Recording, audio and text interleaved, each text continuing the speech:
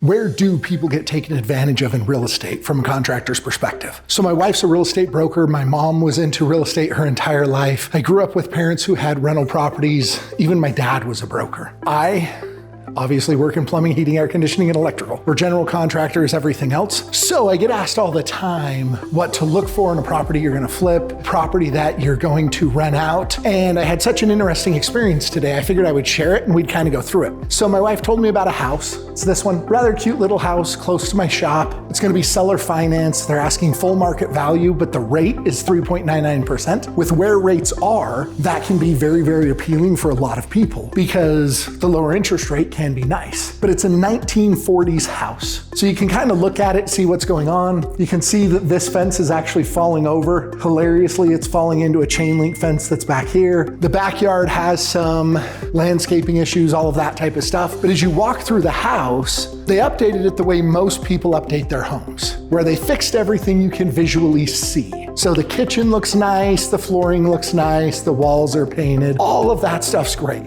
But you go out and you look at like the air conditioner, for example. It's an old 10-SEER air conditioner. Even though this house is only 1,800 square feet, probably has a $300 cooling bill, at least to keep it at a temperature where I would be comfortable. And then you look at the furnace, it's an old 90% efficient. I put the 90 in quotation marks because the way this thing's installed, there is no way it is running at more than 70 to 75% efficiency. And with how old it is, that efficiency is likely running even less than that. Has an old water heater. It has old electrical. You can probably see, but it has overhead lines coming in. The meter and everything doesn't look like it's been upgraded. And then of course the siding's getting old, but the rest is kind of minor. But even at getting a 3.99% rate, the average person, I costed it out, and they're gonna spend $50,000 to get this house to where they need it to live. Replacing the furnace, the air conditioner, water heater, upgrading the electrical. Even if they skip the siding and do a minimal backyard job, they're probably gonna be into this a rather large amount of money. And so as you look at it, you go, okay, well let's say, even if they only spent 30 of the 50,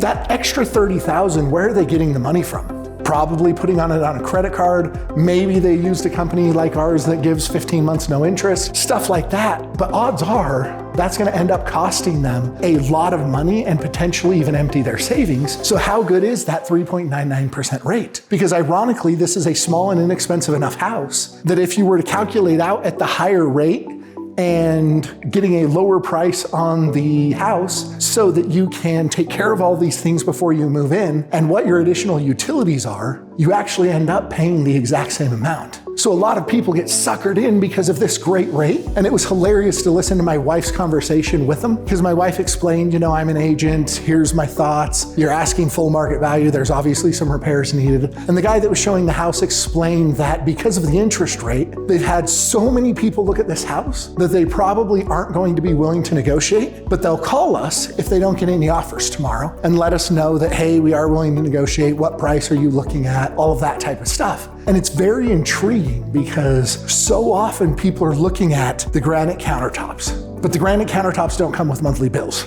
Your air conditioner, your furnace does. They're looking at the laminate flooring in the kitchen and the living room and the hallway, but the laminate flooring doesn't actually improve your health like a good filtration system would. They're looking at so many of the wrong things when it comes to real estate. That's why it's funny because I explained to my wife, it's great that this house is in the condition it is, because if they decide to negotiate, it turns out I have guys that do all of these things. They do the heating and air conditioning, the plumbing, the electrical, all of it. So I can do it for less money than a normal person can because I get everything at cost. Sometimes I can get it comp to me, all of that type of stuff. And so for me, I can actually make this into a pretty good deal, but I'm pretty sure I have no chance at getting this house. Someone's gonna pay full market value for it, even knowing that there's no way they should because of the 50 grand you need to repair this house because of the interest rate.